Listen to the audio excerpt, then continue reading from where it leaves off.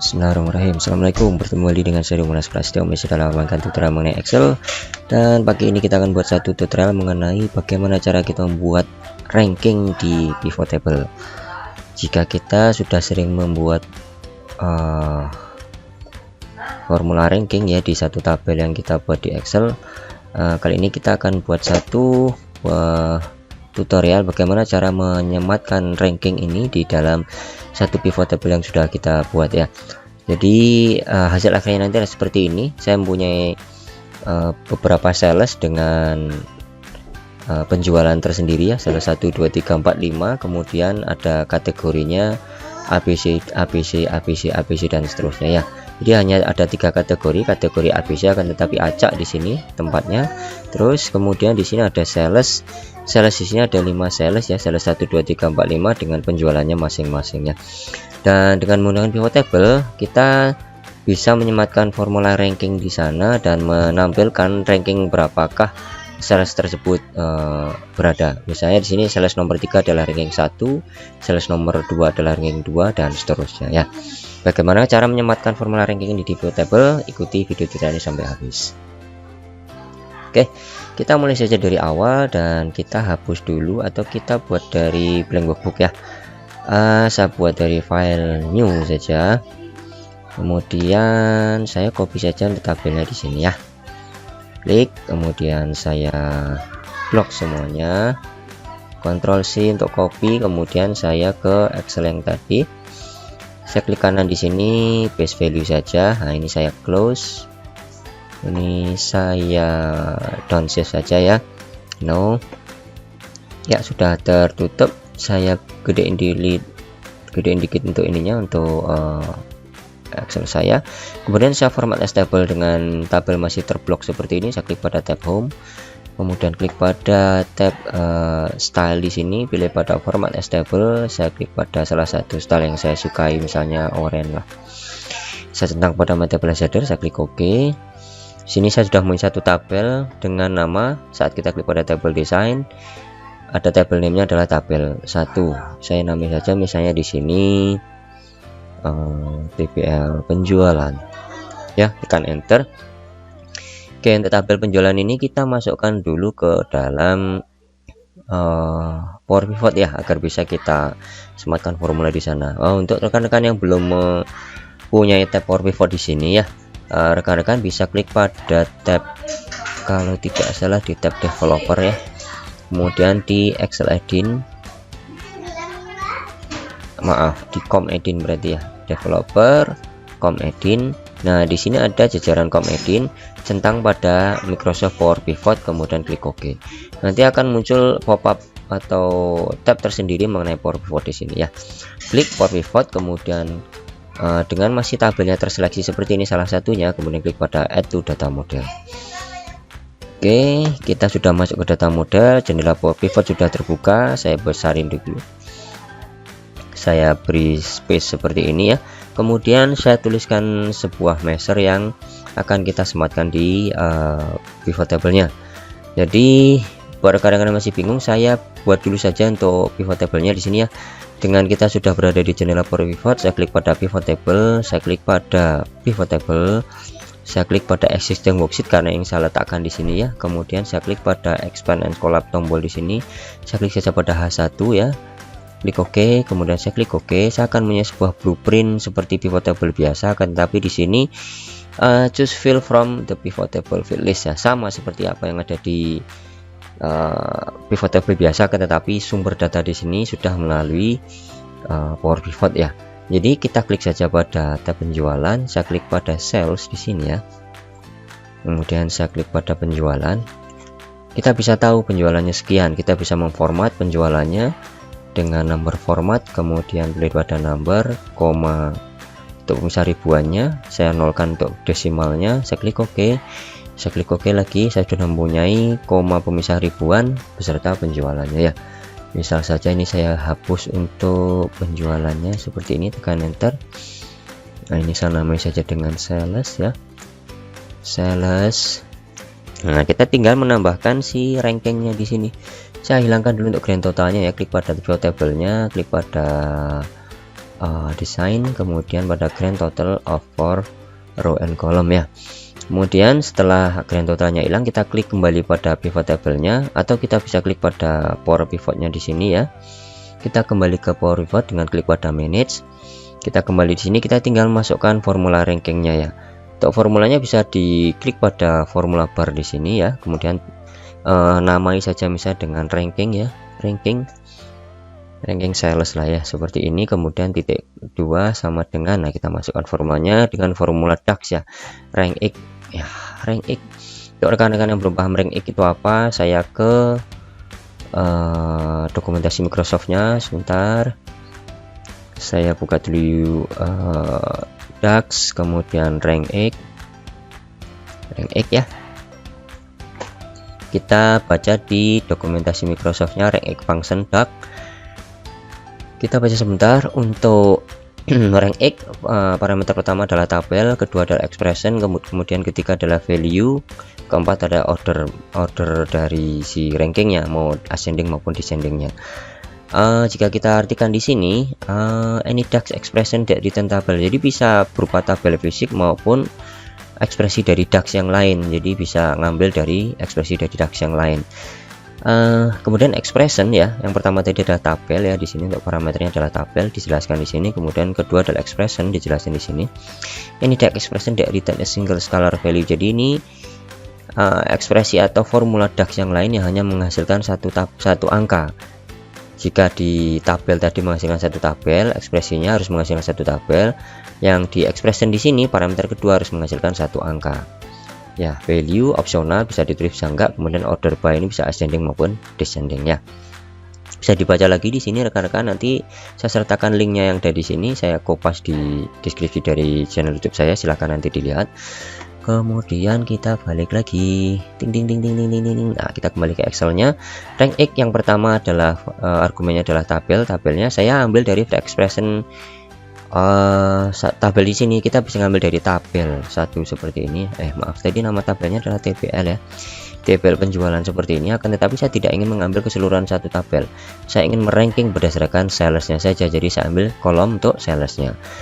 Agar menghasilkan tabel, saya bungkus kolom sales ini dengan formula all pakai tabel penjualan, kolomnya sales di sini. Double klik, tutup kurung, kita sudah memiliki satu tabel. Kemudian kita tekan koma, kita melangkah ke expression berikutnya atau parameter berikutnya ya. Expressionnya kita ambil dari berdasarkan penjualan tidak lain adalah sum dari si penjualan di sini. Jadi kita tuliskan saja sum dari tabel penjualan, kolom penjualan, tutup kurung lagi untuk rank X-nya, saya tekan enter. Oke, kita sudah punya satu measure untuk ranking, tidak ada error di sini ya. Kita bisa kembali ke Excel-nya ya. Kita minimize saja. Kita balik ke Excel. Ya, kita lihat di sini saat kita klik pada pivot table-nya, kita sudah punya satu tambahan kolom atau item yang bisa kita drag ke pivot table-nya, dan item ini ditandai dengan fx yang menandakan ini adalah measure atau satu formula tersendiri di DAX ya, yang bisa kita klik dan drag pada si pivot table-nya. Jadi saat saya klik dan drag pada value di sini, kita akan mempunyai satu apa ya namanya ya, ranking. Akan tetapi ranking di sini masih menyatakan 1. Kenapa? Karena memang kita mempunyai kategori di sini ya. Jadi karena kita mempunyai kategori, pembagiannya karena tadi di sales di sini ada banyak data ganda, sales 2 pun ada banyak data sales 2 ya, dan di sum maka untuk tiap sales akan menghasilkan peringkat nomor 1 di measure-nya sendiri. Jadi untuk menjelaskan lagi, kita bisa klik dan drag untuk kategori di row-nya di sini. Ya. Kemudian kita bisa membetulkan apa namanya si ranking ini ya. Kita lengkapi dulu untuk si rankingnya ini dengan parameter berikutnya, yaitu koma, value-nya kita tidak kasih, kemudian kita tambahin misalnya karena ranking satunya saya ingin penjualan tertinggi, saya pilih pada descending. Kita tekan tab, kemudian tutup kurung, tekan enter. Kita coba balik ke Excel-nya. Oh, belum update ya. Oh, masih 111. Oh, maaf, saya ada salah di sini. Jadi kita tidak bisa meletakkan apa namanya, sum di sini karena tadi jika kita balik ke sini, ini adalah menghasilkan expression ya, menghasilkan single skala, menghasilkan satu nilai saja. Jadi jika kita baca lagi, the expression is evaluated for each row of the table. Jadi karena saya menggunakan sum tadi, saat saya balik lagi ke sini ya, saat saya menggunakan sum di sini, maka setiap kali si ranking ini dieksekusi setiap baris row, dia akan mensum baris setiap baris. Jadi dia hanya menganalisa satu baris saja. Tentu saja ini hanya ranking 1, ranking 1. Kenapa? Karena pembandingnya tidak ada, dia hanya membandingkan satu baris saja ya. Untuk membandingkan dengan keseluruhan, kita harus membuat satu merger lagi yang mempunyai satu total dari penjualan di sini. Jadi saya copy saja di sini untuk sum ya. Saya pindah nanti. Saya klik dan blok seperti ini, Ctrl C ya. Dan saya buat lagi di sini, maaf. Saya buat lagi, saya tekan enter dulu. Saya buat lagi di sini. Di bawahnya bisa, langsung diklik di sini bisa ya. Saya buat misalnya total sale ya.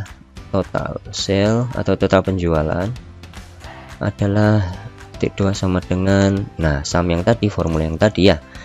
Sesimpel itu. Kemudian yang di sini kita coba geser ya.